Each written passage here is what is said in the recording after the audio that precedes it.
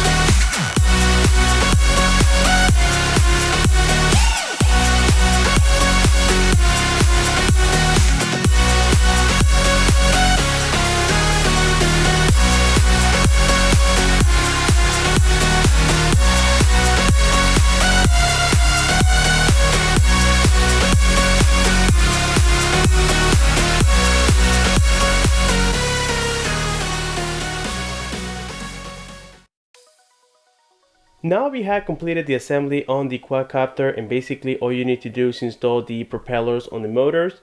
And then underneath the quadcopter where the gimbal is located, there is a wire that needs to be hooked up in case you guys want to install the GoPro Hero 4. So yes guys, on that little cut that you just saw, I went ahead and grabbed the GoPro Hero 4. That's because this is the only model compatible with this unit. Also the GoPro Hero 3, but this one records in 4K, and even though I won't be recording in 4K right now because this video has been completed in 1080p 60 frames per second, in the future I will be changing to 4K, and this camera will become very handy here for me. So that's the reason as to why I got this model, and I paid about $500 at my local retail store, which is Best Buy. So yes guys, I will be bringing many videos with this cam. I am truly excited. So I didn't provide an unboxing for it. That's because there are many videos out there about this cam by now. And hopefully when the GoPro Hero 5 comes out, I will get it and provide the unboxing and the review for that unit. So all we have to do after we set this up is just grab the quadcopter, and right now we don't have any batteries installed on it. So in case you guys want to hook up your GoPro, there is a connector that goes on the side of it. Likewise, I do apologize that I don't have a lot of clear space here to demonstrate to you guys, but I will try to do my best. So basically what you do is you grab your quadcopter, and this is going to be the front side of the gimbal, and it goes from the back side of it, so it's going to go in likewise, and then all you have to do is just push it in and it should click on. It's actually very simple, as you guys can see right there, and that's about it.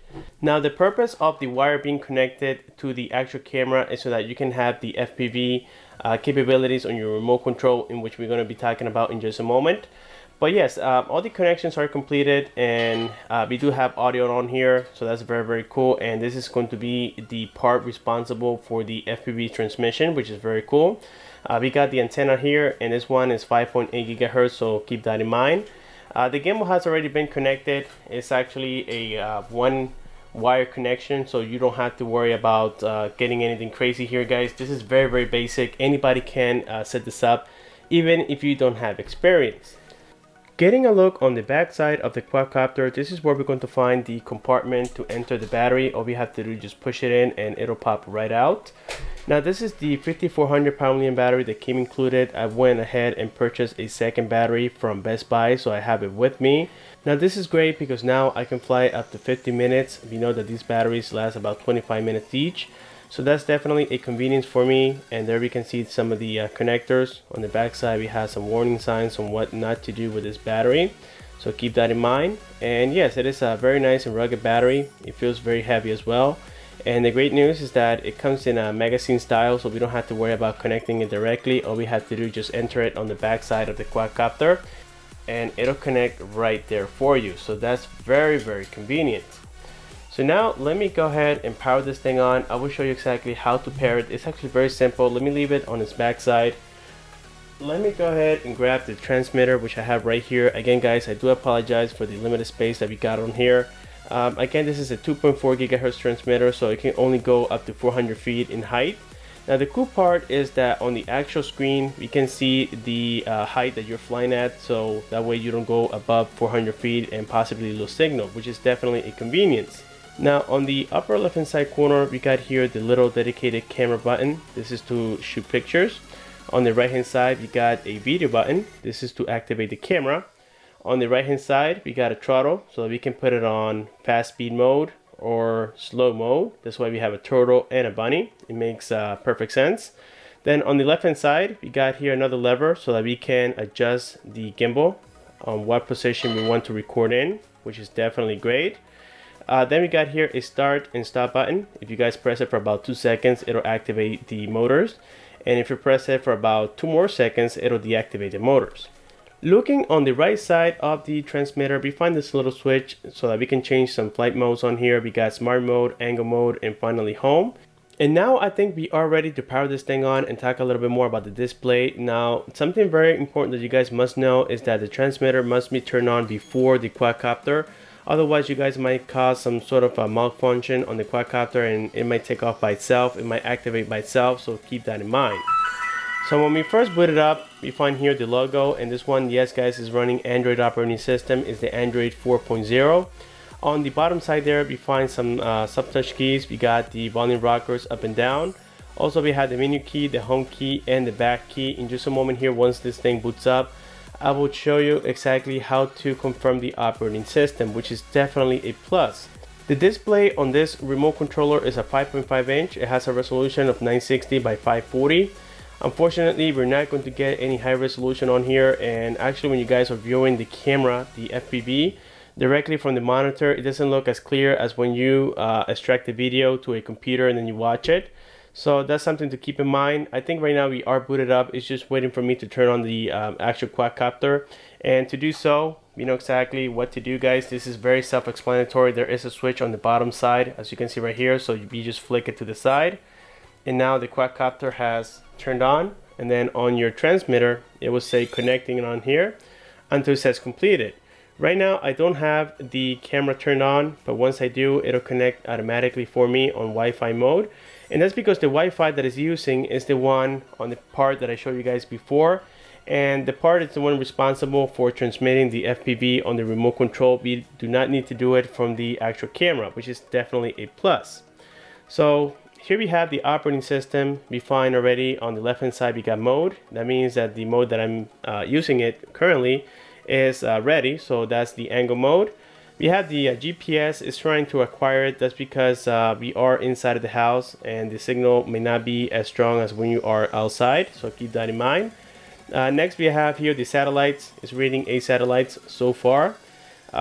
Second, we have the position of the quadcopter, as you guys can tell, and then on the right hand side we find the voltage. This battery is not fully charged. Next we find the altitude. It is telling us that it's currently at 11.4 feet. I really don't understand why, because it's just basically laying flat on here. Maybe because I have it elevated a little bit. Also we have the G speed. As you guys can tell, that's when you're actually flying and moving forward or backwards, whatever the case may be. And then the distance between the transmitter and the actual quadcopter. So yes, everything is very self-explanatory on here.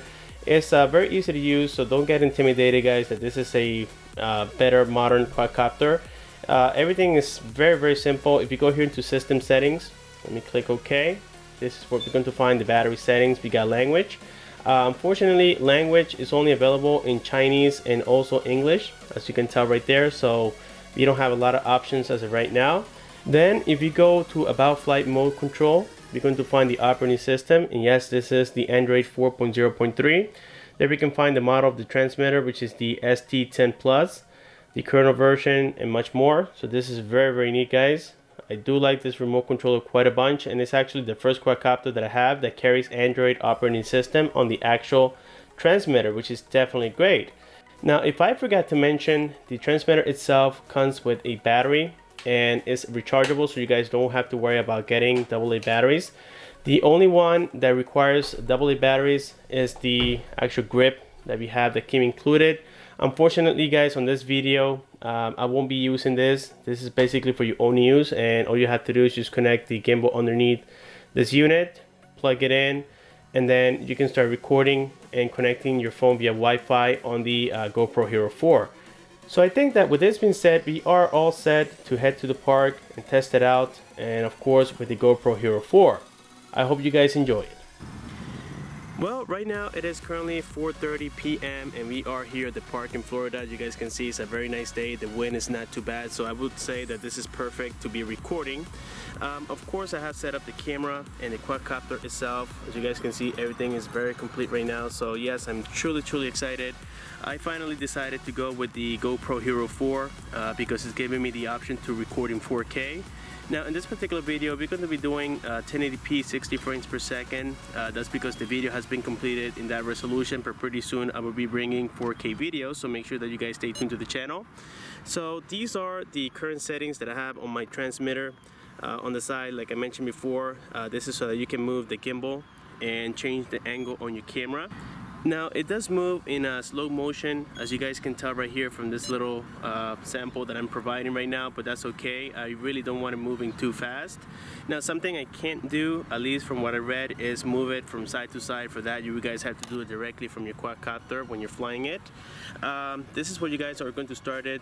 To activate the propellers, you need to hold it for about 2 seconds or so. Right now we have it recording at 1080p 60 frames per second. That is from the camera. And also go. You can tell that everything is live on here, so that's very cool, guys. I really want to go ahead and get this started, so here we go.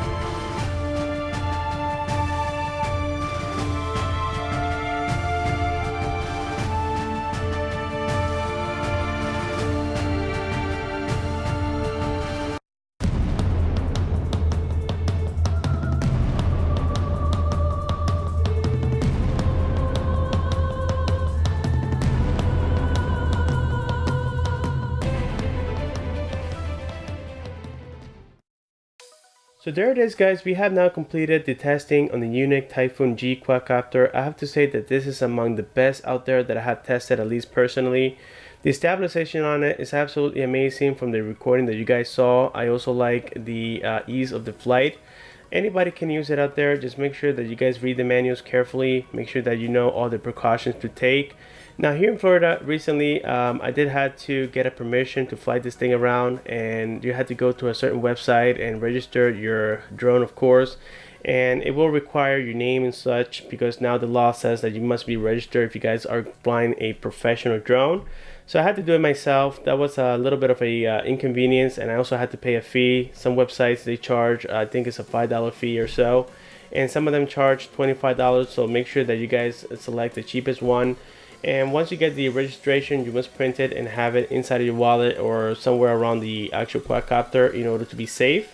So yes, I think that this thing is absolutely great, especially for the price, only $479, and you guys get such a great quadcopter. There are similar ones out there that will cost you twice more, including the Phantom 3. I think that one goes for about $1,200, and I know it comes with the camera, but I do prefer having the Gopro Hero 4 on here. I think that altogether I paid about $875. That includes taxes, that includes the actual camera, that includes everything. So I think it's not that much considering what we're getting. So like always, if you guys do have any questions, you know exactly what to do. Leave your comment below. Don't forget to like the video, subscribe for more. Thanks for watching, and I'll see you on my next one.